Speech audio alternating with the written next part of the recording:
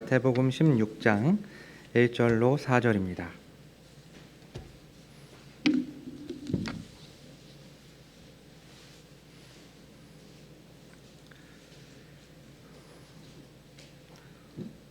마태복음 16장 1절로 4절, 제가 한 절, 여러분이 한 절, 마지막 4절은 함께 읽도록 하겠습니다.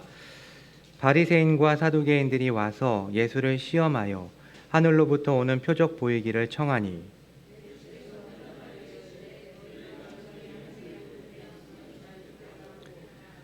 아침에 하늘이 붉고 흐르면 오늘은 날이 굳겠다 하나니 너희가 날씨는 분별할 줄 알면서 시대의 표적은 분별할 수 없느냐.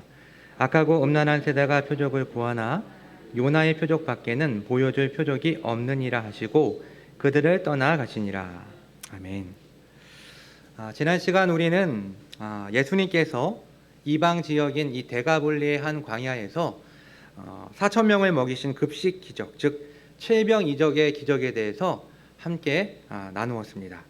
그 후에 예수님과 제자들은 배를 타고 갈릴리 호수를 건너서 요단 동편에서 요단 서편 지역으로 넘어오셨는데, 그 지역의 이름은 달마누다라고 합니다. 달마누다.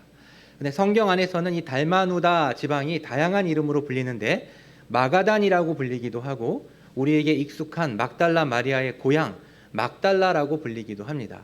그러니까 달마누다, 마가단, 막달라는 모두 동일한 지역의 이름이라고 할 수가 있습니다. 그런데 이곳에서 예수님께서 한 무리의 사람들을 만나면서 오늘의 이야기가 시작됩니다. 자, 그렇다면 이 사람들은 누구이며 예수님께 무엇을 요구했습니까? 1절 말씀을 보도록 하겠습니다. 바리새인과 사두개인들이 와서 예수를 시험하여 하늘로부터 오는 표적 보이기를 청하니, 누가 찾아왔습니까? 바리새인들과 사두개인이 예수님을 찾아왔습니다. 이들은 어떠한 의도로 예수님을 찾아왔습니까? 예수님을 시험하기 위한 목적으로 지금 예수님을 찾아왔습니다. 이들은 예수님께 무엇을 요청했습니까? 하늘로부터 내려오는 표적을 보여달라고 예수님께 요청을 했습니다. 그러니까 지금 이 사람들이 예수님께 요청하는 이 표적은 단순한 이적을 의미하는 것이 아닙니다. 당신이 정말로 메시아라면 우리 모두가 납득할 만한 메시아의 표적을 우리에게 보여달라고 요청을 하는 것입니다. 그런데 이러한 요청은 이번이 처음이 아니었습니다. 이미 마태복음 12장 38절에서, 물론 그 당시에는 사두개인들이 없었어요. 그 말씀을 보면 그때의 서기관과 바리새인 중 몇 사람이 말하되 선생님이여 우리에게 표적 보여주시기를 원합니다 라고 요청을 했던 적이 있습니다. 사실 이렇게 맨 처음 사람들이 예수님께 메시아에 대한 표적을 보여달라고 요청했을 때는 예수님의 공생의 인연으로 사람들 사이에서 예수님에 대한 인기가 절정에 달했던 그런 시기입니다. 여기서 예수님의 인기가 많다라는 것은 곧 예수님을 따르는 무리가 굉장히 많았다라는 것을 의미합니다. 물론 그 무리의 상당수는 실리적인 목적, 곧 기적이 나타나서 아픈 사람이 낫고 병든 사람이 고쳐지고 또 귀신이 쫓겨나고 또 배고픈 사람이 배불러지고 또 어려운 일이 없어졌기에 사람들이 예수님을 따랐지만, 이 당시 예수님은 유대인들을 대상으로 사역을 하고 계셨고, 일반적으로 유대인들의 사고 속에는, 적어도 어릴 때부터 성경을 들어왔던 이 유대인들의 사고 속에는 메시아 왕국에 대한 기대, 메시아 왕국에 대한 소망을 가지고 있었습니다. 따라서 많은 사람들이 예수님께서 어서 빨리 무리를 규합해서 군대를 조직하고 그 군대를 가지고 로마 군대와 싸워서 그들을 몰아낸 후에 하나님의 도성, 곧 예루살렘에 이스라엘 백성들을 중심으로 한 메시아 왕국을 건설할 것을 그들은 기다리고 있었습니다. 하지만 예수님은 도무지 군중 앞에 서지도 그들을 규합하지도 않으셨고, 또 자신에게 은혜를 입은 사람들을 향해서 이 일을 다른 사람들에게 알리지 말라고 말씀하시는 등 오히려 사람들을 피해 다니는 것처럼 보였습니다. 그리고 오늘 이때는 예수님의 공생의 3년으로 이미 많은 사람들이 예수님을 떠났습니다. 사람들이 왜 예수님을 떠났을까요? 물론 대적들의 방해 때문도 대적들의 방해가 그 이유가 될 수 있지만, 갈수록 예수님이 하시는 말씀이 어려워졌고, 그러니까 예수님의 이 복음의 비밀이 어떠한 사람들에게는 감추어졌기 때문에 예수님이 그들에게 하시는 그 말씀을 그들은 도무지 이해할 수가 없었습니다. 그리고 또한 사람들은 예수님께서 뭔가를 해주시기를 기대했어요. 어떠한 액션을 취해주시기를 기대했지만 아무런 조짐이 보이지 않았고, 오히려 사람들을 피해서 이방 지역으로 돌아다니시니까 서서히 사람들이 예수님을 떠나기 시작했던 것입니다. 실제로 복음서를 통해서 이 기간 동안의 예수님의 행적을 살펴보면 전과 같이 대중적인 사역보다는 제자들에게 집중적으로 시간을 할애해서 그들을 가르치는 것을 볼 수가 있습니다. 그런데 오늘 이 달마누다에 바리새인들과 함께 사두개인들까지 예수님을 찾아와서 하늘로부터 내려오는 표적을 보여달라고 예수님께 요청하고 있습니다. 여러분도 아시는 것처럼 이 바리새인들과 사두개인들은 함께 할 수 없는, 서로 믿고 추구하는 바가 다른 그런 세력입니다. 물론 이 두 집단은 유대주의를 대표하는 양대 세력이라고 할 수가 있지만 신학적으로 그리고 정치적으로 서로 갈등과 마찰을 일으켰는데, 사실 오늘 이러한 연합은 굉장히 이례적인 일이라고 할 수가 있습니다.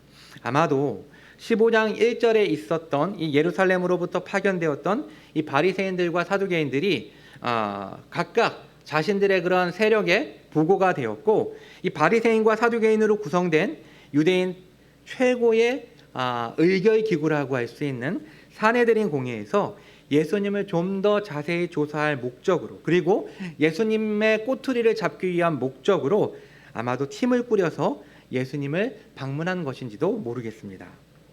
그런데 이 사람들은 공손한 태도로 예수님께 표적을 요청한 것이 아니었습니다. 마가복음 8장 11절 이 병행 본문을 보면 신란하며, 즉 불량하게 시비를 걸며 예수님을 시험하기 위한 목적으로 하늘로부터 내려오는 표적을 보여달라고 요구하고 있습니다.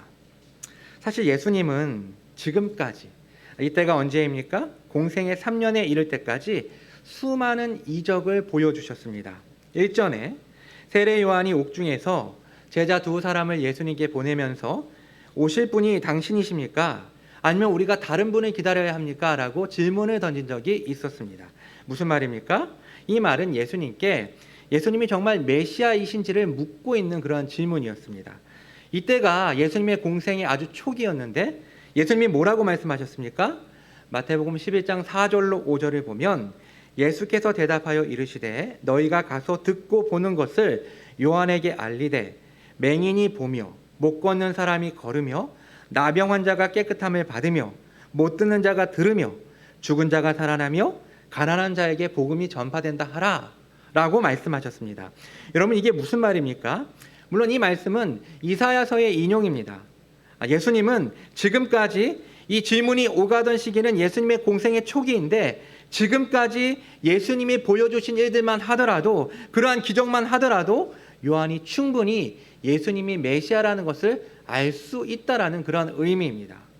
예수님께서는 구약에서 예언한 메시아로서 사람들을 향해 자비를 베푸셔서 고통 속에 빠져 있는 사람들, 극한 환경 속에서 신음하는 사람들을 건져주시고 또 어둠 속에 있는 자들에게 빛을 비추사 천국 복음을 전해주시는 것이 가장 강력한 메시아의 표적, 하늘로부터 오는 표적이 된다라고 말씀해 주시는 것입니다. 그렇다면 이 사람들이 원하는 표적, 그들이 그토록 바라고 원하는 이 하늘로부터 오는 표적은 과연 무엇을 의미하는 것일까요?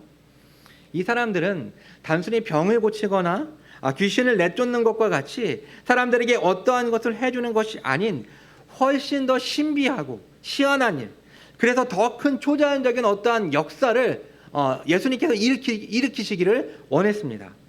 즉, 그 옛날 구약 성경에 나오는 이스라엘의 지도자들을 통해 나타난 천지개벽할 표적을 그들은 원했던 것입니다.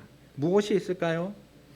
모세를 통해서 하늘에서 만나가 떨어진다든지, 여호수아가 아모리 족속과 싸울 때 하루 종일 해가 떨어지지 않았는데 그러한 역사가 일어나든지, 사무엘상 7장에서 사무엘이 제사를 드릴 때 블레셋 사람들이 공격을 해왔는데 큰 우레가 울려서 대적들이 도망친다든지, 엘리야가 갈멜산에서 바알의 선지자들과 싸울 때 불이 하늘로부터 내려와서 제단과 제단 주변에 있는 그 도랑을 완전히 태우고 말려버린 것처럼 하늘에서 불이 내려오는 그러한 표적이 일어나기를 그들은 원했습니다. 즉 실제로 그들은 자신들이 기다리고 있는 메시아라고 한다면 이러한 초자연적인 능력, 초자연적인 표적을 보일 수 있을 것이라는 확신을 갖고 있었던 것입니다. 그리고 이제 2절부터는 이 무지하고 무례한 사람들의 요구에 대한 예수님의 응답이 시작됩니다. 먼저 예수님은 날씨를 관찰한 비유를 사용하셔서 말씀을 하시는데 2절과 3절에 나오는 예수님의 말씀의 핵심은 바로 너희가 날씨는 분별할 줄 알면서 왜 시대의 표적은 분별할 수 없느냐라는 것입니다. 본문 4절에 악하고 음란한 세대가 표적을 구하나 요나의 표적밖에는 보여줄 표적이 없다라는 이 말씀은 마태복음 12장 39절을 문자적으로 그대로 반복한 것입니다.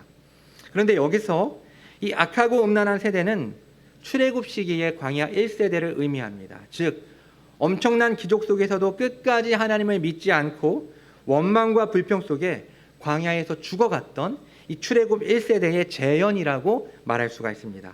특별히 여기서 음란하다라는 것은 성적으로 문제가 있다라는 것을 의미하는 것이 아니라 이것은 곧 하나님께 영적으로 불성실하다는 것을 나타내는 구약적인 표현입니다. 그러니까 눈 뜨면서부터 눈 감을 때까지 기적 속에서 살았지만 여러분 출애굽 1세대가 어떻게 살았습니까?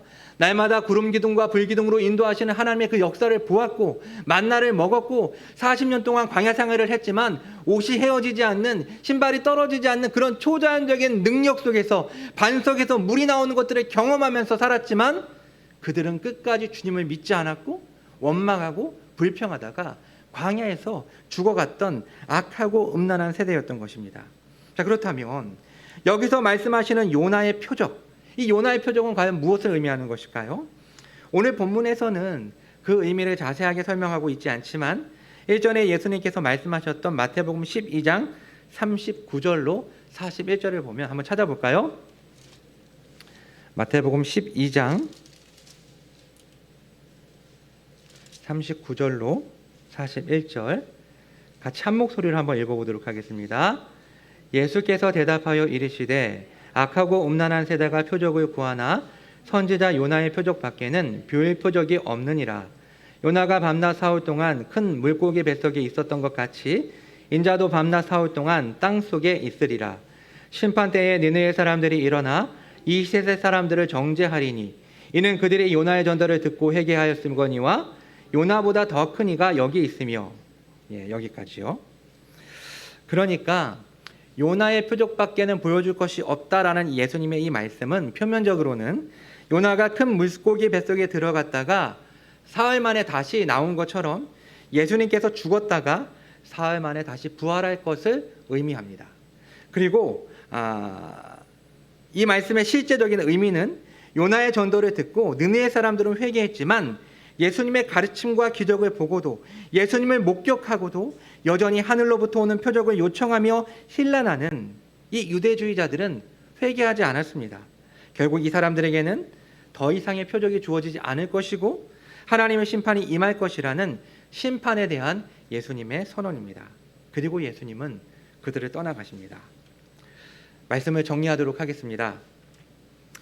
바리새인들과 사두개인들의 의도는 분명했습니다.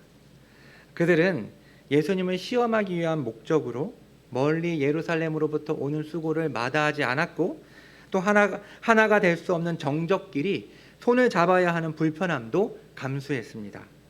그들은 믿고 싶어서 믿기 위해서 표적을 요청한 것이 아니라 시비를 걸고 꼬투리를 잡기 위해 표적을 요청했습니다. 예수님은 이들의 의도를 아셨습니다. 왜 그들이 자신을 찾아왔고 어떠한 의도로 표적을 요청하는지를 아셨습니다. 그래서 예수님은 자연현상을 언급하시면서 유대인들의 지도자라고 하는 사람들이 정작 이 시대의 표적을 분별하지 못하는 것을 책망하셨습니다. 그래서 그들을 향해 악하고 음란한 세대라고 말씀하셨습니다. 사랑하는 성도 여러분, 한번 생각해 봅시다. 예수님을 향한 대적자들, 이 유대주의자들이 예수님을 힐난하기 위한 방법, 수단은 무척 그럴듯하고 또 심지어는 거룩해 보입니다. 하늘로부터 내려오는 표적. 여러분, 하늘이 어떠한 곳입니까? 하늘은 바로 하나님이 거하시는 곳, 하나님이 임재해 계신 곳이 바로 하늘입니다. 그래서 당신이 하나님으로부터 온 사람, 하나님이 보내신 메시아라고 한다면 하늘로부터 오는 표적을 보여달라고 요청을 했고, 이것은 굉장히 정당한 요청인 것처럼 보입니다. 이처럼 진리의 대적자들은 터무니없는 것을 가지고 우리에게 접근하고 또 우리를 미혹하는 것이 아닙니다. 이 유대주의자들처럼 성경의 말씀을 가지고 하나님의 뜻이 아닌 자신들의 필요의 성경을 사용하며 그것이 진리인 것처럼 우리에게 다가옵니다. 하지만 예수님은 이미 그의 삶과 가르침 그리고 이적을 통해서 아주 분명하게 자신이 누구인지, 자신이 하나님의 나라와 어떠한 관계가 있는지를 우리에게 계시해 주셨습니다. 결국 예수님이 자신이 하늘에서 내려온 표적이요, 이 시대의 이 표적으로 자신을 통해 이 땅의 새로운 나라, 새로운 세상, 곧 하나님 나라가 시작되었음을 알리셨지만 끝까지 이 악하고 음란한 세대는 그것을 믿지 않았습니다. 니느웨의 악명 높은 이방인들도 요나를 통해서 하나님의 메시지를 듣고 회개했지만 요나보다 더 큰 일을 대면하면서도, 요나보다 더 큰 일을 목격하면서도 그들은 회개하지 않고, 그들은 믿지 않고, 결국 그들에게 남은 것은 예수님의 저주와 예수님의 심판뿐이었습니다. 두 번째로 예수님께서는 왜 이들에게 그 표적을 보여주시지 않으셨을까요? 실제로 예수님은 천지개벽할 만한 그런 표적을 행할 능력이 없었을까요? 물론 예수님은 이 땅에서 겸손하게 인성 안에 자신을 제한하셨지만 하나님의 뜻을 이루시기 위해서 성령을 통해서 감히 인간으로서는 행할 수 없는 놀라운 역사를 지금까지 일으키셨습니다. 예수님은 충분히 이 사람들이 만족할 만한, 이 사람들을 납득시킬 만한 표적을 행할 수 있었지만 그것을 거부하시고 이 사람들의 무지와 믿음 없음을 책망하셨습니다. 왜 그랬을까요? 주석가 데이비스와 앨리스는 공동으로 쓴 마태복음 주석에서 이렇게 말했습니다. 인용하겠습니다. 보는 것이 믿는 것이 아니다. 이 이야기에서 사두개인과 바리새인들이 예수님께 설득되지 않았다면 하늘에서 오는 놀라운 표적으로도 설득되지 않았을 것이다. 사람은 믿기 전에는 보지 않는다는 것이 진리다. 다시 한번 읽어드리겠습니다. 보는 것이 믿는 것이 아니다. 이 이야기에서 사두개인들과 바리새인들이 예수님께 설득되지 않았다면 하늘에서 오는 놀라운 표적으로도 설득되지 않았을 것이다. 사람은 믿기 전에는 보지 않는다는 것이 진리다. 여러분, 무슨 말입니까? 보는 것이 믿음과 연결되는 것이 아니라는 의미입니다. 여기서 바리새인들과 사두개인들이 예수님의 말씀을 듣고도 예수님의 말씀을 믿지 않았다면 하늘에서 오는 놀라운 표적을 봐도 그들은 믿지 못할 것이라는 의미입니다. 즉, 믿기 전에는 봐도 본 것이 아니고 봐도 보이지 않는다라는 의미입니다. 신앙생활을 하면서 때때로 표적을 볼 수 있었으면 좋겠다라는 생각을 할 때가 있습니다. 날마다 하나님께서 구름 기둥과 불 기둥으로 인도해 주시고 믿지 않는 사람들은 보이지 않지만 우리에게는 그것이 보여서 우리가 언제 행해야 할지, 우리가 멈춰야 할지를 알 수 있다면 얼마나 좋겠습니까? 믿지 않는 사람들은 먹기 위해서 쎄빠지게 일을 하지만 우리는 날마다 하늘에서 만나가 떨어져서 그것을 갖고서도 먹을 수 있다면 얼마나 좋겠습니까? 이렇게 분명한 표적들이 보인다면 나의 믿음도 더욱 공교해질 것 같고 또 믿지 않는 사람들에게 복음을 전하는 것이 더 수월해질 것 같다라는 생각을 할 때가 있습니다. 이 복음서에는 표적, 세메이온이라고 하는데 이 표적이라는 단어가 17번이 등장합니다. 특별히 요한복음은 표적과 믿음과의 관계에 관심을 갖고 그것을 증명하고 있는데 문제는 기적에 기초한 믿음에 대해서 비판적입니다. 즉 모든 표적들은 예수님의 죽음, 부활, 승천을 지향하고 하나님의 아들이신 예수 그리스도를 믿는 믿음으로 인도하는데 많은 사람들이 표적이 가르치는 실제, 즉 예수님께 기초되기보다는 표적 자체에 몰두하고 또 이렇게 표적 자체에 기초된 믿음은 매우 위험한 믿음이라는 것입니다. 따라서 성숙한 믿음은 표적들을 통해 드러나는 예수님을 즐거워하지만 표적들에 의존하지는 않습니다. 그리고 무엇보다 이 모든 표적들의 실제, 모든 표적들이 지향하고 있는 예수 그리스도, 예수님께서 이 시대의 표적이고 참된 하늘로부터 내려오는 표적입니다. 하지만 우리는 예수님을 볼 수 없고 예수님을 우리의 눈으로 만날 수가 없습니다. 우리는 그럼 이 간극을 어떻게 이해할 수가 있을까요? 베드로전서 1장 8절과 9절을 찾아보도록 하겠습니다. 오늘 맥체인의 말씀이기도 했는데요. 베드로전서 1장 8절 9절입니다. 한 목소리를 한번 읽어보도록 하겠습니다. 예수를 너희가 보지 못하였으나 사랑하는도다. 이제도 보지 못하나 믿고 말할 수 없는 영광스러운 즐거움으로 기뻐하니 믿음의 결국 곧 영혼의 구원을 받음이라. 아멘. 이 베드로의 편지를 받는 수신자들은 이 베드로와는 달리 예수님의 메시아 사역, 즉 예수님의 삶과 죽음과 부활을 직접 목격했던 사람들이 아닙니다. 그리고 이 편지를 받는 이 시점에 그들은 더 이상 예수님을 볼 수가 없었습니다. 하지만 그들은 베드로와 동일하게 예수님을 사랑하고 예수님을 믿음으로 말할 수 없는 즐거움, 영광스러운 즐거움에 동참할 수가 있었습니다. 어떻게 이것이 가능했을까요? 바로 믿음의 결과로 구원을 받았기 때문입니다. 혹 아직까지 주님을 영접하지 못하신 분들이 우리 가운데 있을까요? 시대의 표적이신 예수님을 믿으십시오. 그것만이 영원한 심판을 면할 수 있는 유일한 방법입니다. 주님을 믿는다고 생각하지만 흔들리는 분들이 계십니까? 표적이 있다고 우리의 믿음이 견고해지는 것이 아닙니다. 가려진 자들에게 표적은 표적이 아니고 표적이 나타나도 그것이 표적인지 알아차리지 못합니다. 이 악하고 음란한 유대주의자들처럼 어떠한 표적에 집착하지 말고 참된 표적이 되시는 예수님에 대한 믿음 안에서 견고해 주십시오. 사랑하는 성도 여러분, 우리는 시대의 표적이신 예수님을 믿어야 합니다. 비록 우리가 우리의 눈으로 예수님의 삶과 사역을 직접 목격하지도 못했고 지금 당장 눈으로 볼 수 없지만 우리는 예수님의 믿음으로 구원받은 신자로서 예수님이 전하신 천국 복음을 듣고 이 새로운 세대, 새로운 나라의 백성으로 말할 수 없는 영광스러운 즐거움에 참여할 수 있습니다. 저와 여러분이 이 즐거움 속에서, 이 기쁨 속에서 우리의 평생토록 신앙생활을 할 수 있었으면 좋겠습니다. 기도하겠습니다. 참 좋으신 하나님 아버지, 비록 저희가 직접 눈으로 예수님을 볼 수 없지만 예수 그리스도의 복음을 통해 주님을 보고 믿을 수 있는 은혜를 허락하시니 감사합니다. 사랑하는 주님, 주님을 대면하여 만났지만 여전히 표적을 요구하는 악하고 음란한 세대와 같이 성경을 통해 그리고 성령을 통해 저에게 예수 그리스도께서 하늘로부터 내려오는 표적이라는 것을 분명하게 알려주셨지만 내 나름대로의 룰과 방법대로 되지 않는다 하여 주님을 오해하고 불평했습니다. 주님, 저에게 참된 믿음, 견고한 믿음, 흔들리지 않는 믿음을 주셔서 저희의 평생에 말할 수 없는 영광스러운 기쁨으로 신앙생활을 할 수 있게 해 주시옵소서. 이 모든 말씀 예수님의 이름으로 기도합니다. 아멘.